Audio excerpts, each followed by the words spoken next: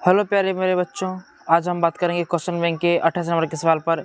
यह सवाल क्या कहता है कि एक ए बी डी एक समकोण त्रिभुज है जिसकी कोण ए एक समकोण है तथा ए सी लंब है बी डी पर। तो दर्शाइए कि ए बी स्क्वायर बराबर होता है B C into B D. ये हमको सिद्ध करना है।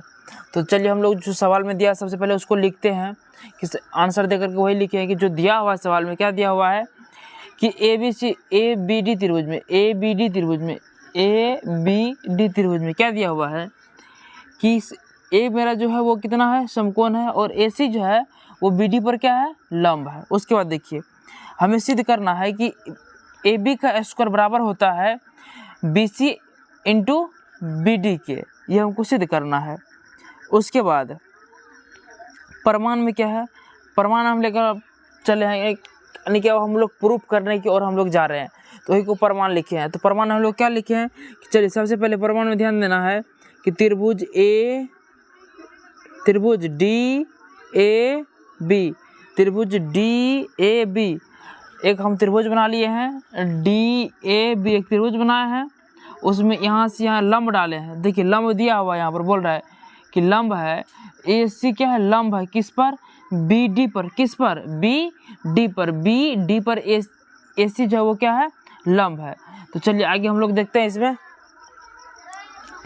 उसके बाद ये लंब हो गया यहाँ तक। तो अब देखिए त्रिभुज कौन कौन लिए हैं, त्रिभुज डी ए बी लिए हैं, त्रिभुज डी ए बी बड़ा वाला त्रिभुज लिए हैं, डी ए बी बड़ा वाला त्रिभुज तथा त्रिभुज डी सी ए त्रिभुज डी सी ए ये वाला त्रिभुज लिए हैं, डी सी ए ये वाला त्रिभुज लिए हैं। यानी कि बड़का त्रिभुज और ये ऊपर वाला छोटा त्रिभुज, ये दोनों त्रिभुज को सबसे पहले हम लोग क्या करेंगे सर्वांग करेंगे यानी कि समरूप करेंगे। समरूप यहाँ पर करेंगे त्रिभुज कैसे, तो देखिए दोनों त्रिभुज में कोण डी और कोण डी जो है छोटे वाले मतलब डी सी ए का भी और बड़ा वाला त्रिभुज जो है मेरा डी ए बी, ये दोनों त्रिभुज में डी जो है वो दोनों त्रिभुज में ये कोण है, इसीलिए कोण डी और कोण डी, बड़ा वाला में भी डी और छोटा वाला में भी कोण डी, ये दोनों कोण जो है यानी एक ही कोण दोनों त्रिभुज में आता है, इसलिए उभयनिष्ठ कोण मतलब ये दोनों कोण क्या है एक ही कोण है लेकिन दोनों में आता है इसलिए उभयनिष्ठ हुआ। कोण ए और कोण सी, देखिए ये लंब है तो यहाँ पर 90 डिग्री इधर भी 90 डिग्री इधर भी, मतलब कि यह जो लंब है दोनों तरफ 90 डिग्री का बनेगा यानी कि दोनों तरफ लंब है दोनों तरफ क्या होगा समकोण बनेगा। उसके बाद इधर क्या है यहाँ से ये तो पहले से समकोण है तो यानी कि ये भी समकोण मतलब हुआ कि प्रत्येक कोण कितना डिग्री का है यानी कि 90 डिग्री का, इसीलिए कोण ये भी कोण है और ये भी कोण है मतलब। तो त्रिभुज डी ए बी यानी कि समरूप त्रिभुज है डी सी ए के किस सर्वांग समता से ए सर्वांग समता से। आगे हम लोग चले तो फिर यहाँ तक इसको हम समीकरण क्या माने, समीकरण फर्स्ट माने हैं। फिर दूसरा त्रिभुज लिखे हैं त्रिभुज डी ए बी तथा त्रिभुज ए सी बी में। तो इस दोनों त्रिभुज यानी कि बड़ा वाला त्रिभुज, फिर ये बड़ा वाला त्रिभुज डी ए बी उसके साथ किसका तुलना किया छोटे वाले त्रिभुज का, त्रिभुज ए सी बी मतलब छोटा त्रिभुज, बड़ा वाला त्रिभुज और छोटा वाला त्रिभुज दोनों को सर्वांग सम किए। तो इस दोनों में क्या इस कंडीशन में दोनों में कोण बी जो है उभयनिष्ठ है, बड़ा वाला में भी और छोटा वाला में भी, इसीलिए कोण बी और कोण बी जो क्या है उभयनिष्ठ कोण है। उसके बाद कोण ए और कोण सी ये तो पहले समकोण और ये भी क्या है समकोण है क्योंकि लंब है एक दूसरे पर, इसलिए दोनों क्या हो गया समकोण हो गया मतलब प्रत्येक 90 डिग्री। इसलिए त्रिभुज डी ए बी सर्वांग सम हो गया त्रिभुज ए सी बी यानी कि समरूप हो गया। तो ए समरूपता किस समरूपता से ए समरूपता से, तो इसको समीकरण 2 मान लिए।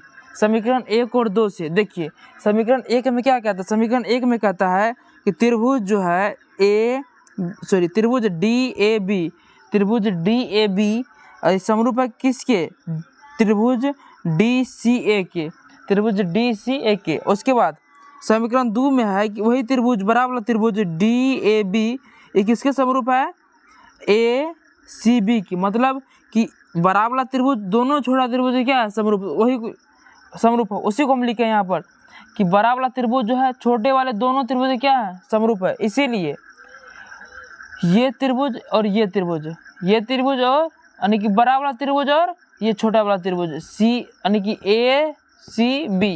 ACB हम लोग तुलना किए हैं।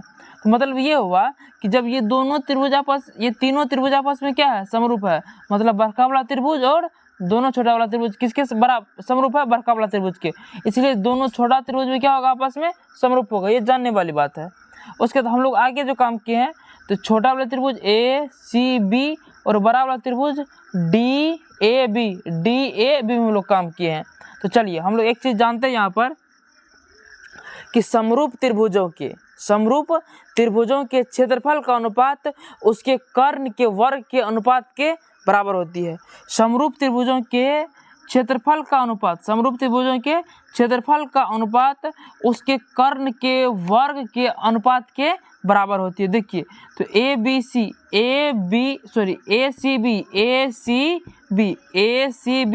ये त्रिभुज यानी कि ये वाला त्रिभुज, उसके बाद त्रिभुज DAB ये वाला त्रिभुज, ये दोनों त्रिभुज जो है आपस में क्या है, समरूप है, इसलिए दोनों त्रिभुज का क्षेत्रफल का अनुपात, वही लिखे एरिया ऑफ त्रिभुज, जो क्या पढ़ेंगे, एरिया ऑफ ARE लिखा हुआ है, ARE ये लिखा हुआ, मतलब क्या हुआ, क्षेत्रफल, इसको क्या पढ़ते हैं, क्षेत्रफल। यदि किसी को लिखना होगा क्षेत्रफल तो क्षेत्रफल डायरेक्ट लिख सकते हैं, क्षेत्रफल यहाँ पर लिख देंगे, एरिया की जगह पर क्षेत्रफल ऑफ त्रिभुज ACB या एरिया ऑफ त्रिभुज ACB ऐसे लिख देंगे, कोई दिक्कत नहीं है। यहाँ पर लिखेंगे एरिया ऑफ त्रिभुज ACB, उसके बाद बटा एरिया ऑफ त्रिभुज DAB, बड़ा वाला त्रिभुज, छोटका त्रिभुज ऊपर में और बड़ा वाला त्रिभुज नीचे में। तो इसका कर्ण कौन हुआ, देखिए बड़ा वाला छोटा वाला त्रिभुज ये है, छोटा वाला ACB, तो 90 डिग्री के सामने वाले भुजा ये क्या है, कर्ण है, तो AB क्या है, ये AB कर्ण है, मतलब कर्ण का स्क्वायर, मतलब AB का स्क्वायर। उसके बाद बड़ा वाला त्रिभुज में कर्ण कौन है, क्या, तो BD या DB क्या है, कर्ण है, उसी को DB बोलो या DB बोलो या BD बोलो, एक ही बात है। हम लोग लिखे हैं BD, तो उसका स्क्वायर। तो यहाँ पर लिखिए तो जब लंब आधार दिया रहता है तब त्रिभुज का क्षेत्रफल क्या होता है, तो 1/2 आधार गुना ऊंचाई 1/2, तो तब त्रिभुज का क्षेत्रफल क्या होता है, तब त्रिभुज का क्षेत्रफल होता है 1/2 आधार गुना ऊंचाई।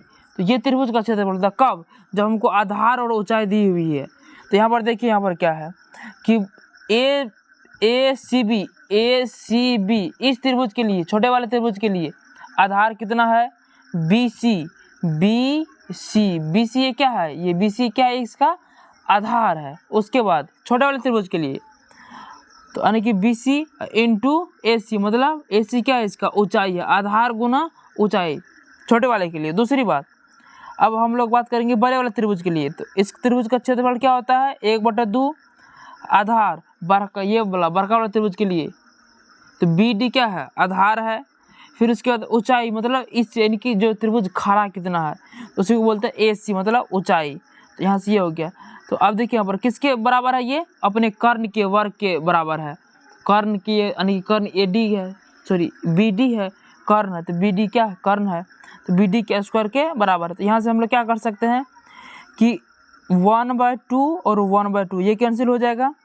उसके बाद AC और AC ये दोनों कैंसिल हो जाएगा, कोई दिक्कत। उसके बाद एक BD और एक BD कट जाएगा। तो यहाँ पर क्या सब बचा है, तो यहाँ से इधर क्या बचा, नीचे में कुछ, इधर कुछ नहीं बचा है नीचे में यहाँ पर। तो यहाँ से इस दोनों को कोना कोने गुना कर दीजिए, तो 1 गुना AB का स्क्वायर, 1 गुना AB का स्क्वायर, AB स्क्वायर हो गया। उसके बाद फिर इधर गुना कीजिए, इधर और यहाँ, तो सिर्फ यहाँ पर क्या बचा, ये और ये दोनों कट गया है, तो BC बचा हुआ है, तो BC लिखे यहाँ पर। फिर यहाँ पर क्या बचा हुआ है, BD बचा हुआ, तो BD यहाँ पर लिखे। तो यानी कि AB स्क्वायर बराबर BC इंटू DB, ये हमको क्या करना था, प्रूव करना था। तो ये आप यहाँ तक इसको नोट डाउन कीजिए। तो ये था मेरा पूरा जो हमको सिद्ध करने के लिए बोल रहा था कि AB² बराबर BC इंटू BD, तो हमको यहाँ पर निकल गया है जो आप देख रहे हैं, इसको आप नोट डाउन कीजिए।